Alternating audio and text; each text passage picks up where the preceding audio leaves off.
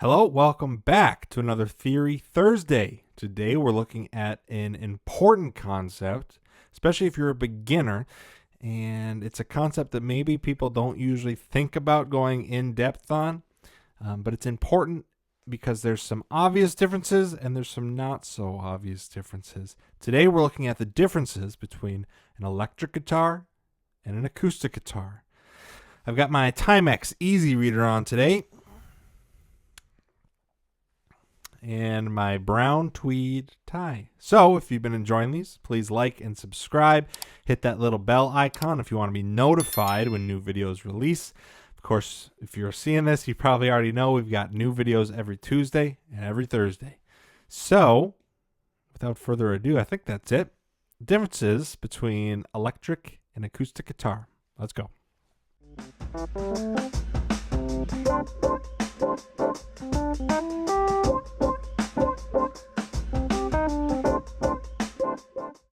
Okay, so I've broken this up into four main categories. And of course, there are more differences than just this.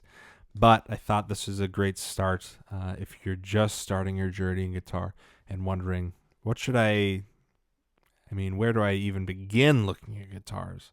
Right? What should my first one be? So let's talk about it. The first most obvious difference between acoustic and electric guitar is, of course, the body shape, the whole shape of the guitar, right? Acoustics have this huge body, and it's necessary because sound needs to travel from the vibration of the strings. They go into the body, they bounce around, and the top of the guitar, it's also called the soundboard, also reverberates, although you can't really see that as much as you see the strings reverberate. And sound escapes through the top, it escapes through the back, the sides, and through the sound hole, right? Right in the middle where your hand is at, right? So that's how an acoustic guitar amplifies its sound, is that whole body. It needs to be a hollow box, right? So sound waves have stuff to bounce off of.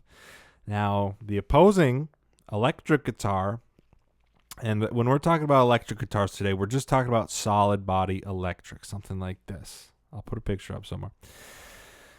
Now, this doesn't have any sort of hollow anything that sound can bounce around of. You just have electronic pickups, which are just magnets with wires wrapped around them, and we won't go into the ins and outs of why they work, but they do, okay? So the differences being one's big, one's small, but they're necessary, and that's it. So if you don't have a lot of space, or but then they also have their trade-offs, because the acoustic guitar, you don't need an amp or anything to play it, and an electric guitar you do. So let's go to point 3, portability and practicality. You need to ask yourself, what are you mainly going to be doing with this? Are you just going to be sitting at home playing it? Are you going to be traveling with it? How much travel are you going to be doing with it? And is it traveling just to, see friends and family? Or is it traveling for shows? Are you playing? Are you joining a band? These are all questions you have to get answered. Because, like I just said, we'll get into it deeper. The acoustic guitar, it doesn't need any amplification, especially for practice. If you're playing around a campfire or something, you just need the guitar. There's no accessories. There's no power. You don't need any of that. You just need the guitar. Okay? Now, the flip side to that is, right, it's got its amplifier built in. It's a honking big body. So that's the other piece, is if you're traveling with this thing, just know it's going to be tough to find spots on airplanes. You're probably going to have to board first. You always have to ask, hey, do you have a closet I can put this in? I don't want it going below the plane, yada, yada, yada. So if you're going to get a hard shell case, for sure, it's going to be bulky. And it's, slide it under the bed, put it into a closet. There's not much else you can do to minimize something like that, okay? Now let's talk about the electric. Fantastic for portability, right? If you're just bringing the guitar out, it's dependent on the guitar you get, It's a couple inches thick, just thick enough to have wires and pickups in. And the bags can be just as thin, right? Gig bags. Super easy to carry around. However, you need something to hook it up to. So if you're just looking to play around the campfire, this might not be the answer. You might be just looking at an acoustic guitar. So easy to travel with, but only if you are going somewhere that has an amp you like and a power supply. Or all of a sudden this isn't easy to travel with because you need to bring your amp along and a pedal board or whatever. So, and if you're going for shows, right, if you're playing around the country playing shows, venues it totally depends on the venue. Excuse me. You can usually go in-house and they have sound systems. But even then, it varies from venue to venue. And if you guys have your sound, you're going to need to bring at least a pedal board. So you can guarantee I'm going to have my distortion, I'm going to have my reverb and my chorus, and they have to be set exactly to this so that it's going to sound like us, right? So totally depends on what you're doing. So something to think about. Now, number 3. Playability in terms of action. Now, this is a tough one for beginners because it's a contrast and it's a conflict. The contrast being an acoustic guitar has a higher action than an electric guitar. Now, an action, if you don't know, is the distance between the string and the fretboard. So if I'm looking at a guitar and it's laying down, right? It's horizontal. So the neck's right here. The higher the string is off of that fretboard, the higher the action, the harder it's going to be to press down. And that's only one of the factors on difficulty. Okay? But that is one of them, is the action. The action has to be higher on an acoustic because the strings vibrate more, because they need to get sound into the body to bounce around and then come out, and all of a sudden it's amplified, right? So the action on an acoustic guitar is higher, making it a little harder to press down. The action on an electric guitar is lower. They don't need to vibrate as much to get sound, right? Because you're getting the electronic pickup. It's called pickup because it's picking up the vibrations of the string. And if you need more sound, you can just turn a knob. Okay, so that's the difference. So it's easier to press down on an electric guitar string than it is on an acoustic. Now that's the contrast. The conflict that I was talking about is usually if a beginner is asking, which one should I get? Usually I go towards the acoustic. You're saying, John, you just told me that it's easier to press down on electric. Why wouldn't I start with that? Well, that's just because that's the reason. If you start on an electric, you're going to get everything down and it's going to be great. And then as soon as you're introduced to an acoustic, it's going to be this leap up with hand strength. And I've seen it before. What happens is the student is, you know what? No, I've already learned everything I need. I just won't play acoustic. I'll just stick to electric. And you know what? For some people, that's fine. That's great. If you know that's what you want to do, it's fine. It's great. Just stick with electric. However, if you start with acoustic, you're going to build up your hand strength, especially with those bar chords, that higher action. Then when you switch over to electric, when that's introduced to you, it's going to be a breeze. And usually, sometimes, I say sometimes and usually, it's usually. What happens is you need to learn to not press so hard on an electric if you're coming from acoustic. So it's even that easy is you have to watch how hard you're pressing because if you press too hard, strings go sharp. So that's why I recommend starting out on acoustic. Even though the action's higher, it's going to set you up to be able to play anything that comes your way after you learn your fundamentals. So that's the third big difference, is the action. Now, the last difference I have here, which of course is not the last difference, it's just the last one we're talking about today, because there's many.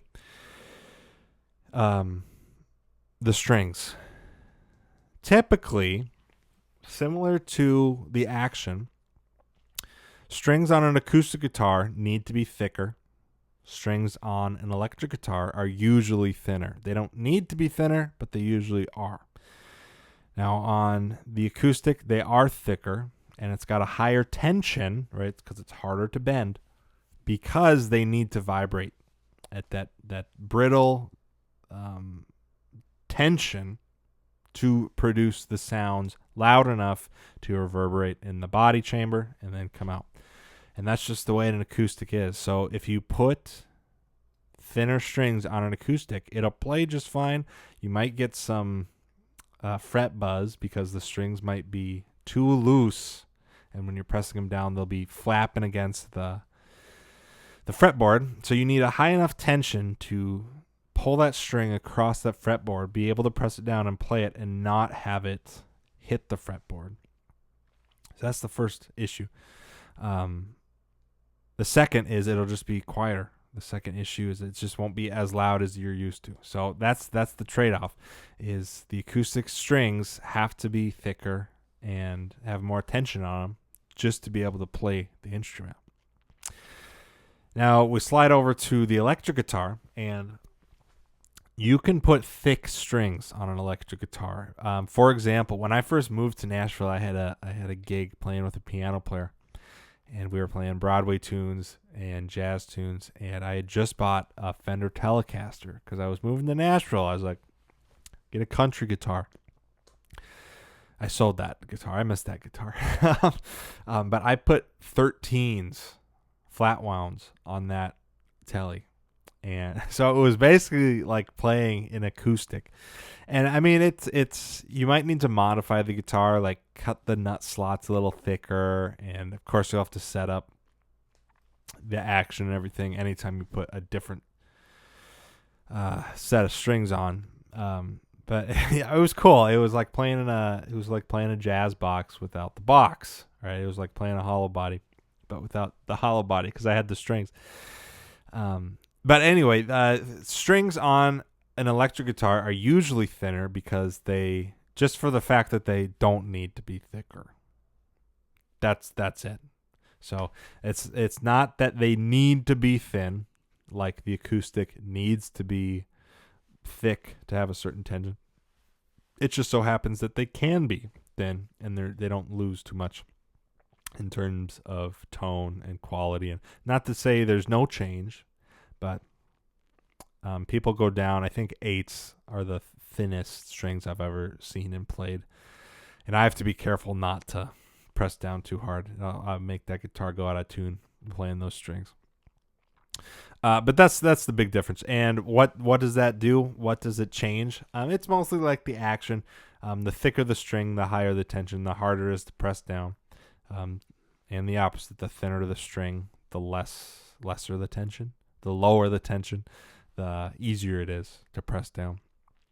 So, personally, if you're starting off, I recommend getting an acoustic. Make sure you get it set up, though. I mean, acoustics are made a dime a dozen. Like there's so many manufacturers that make them and make them bad.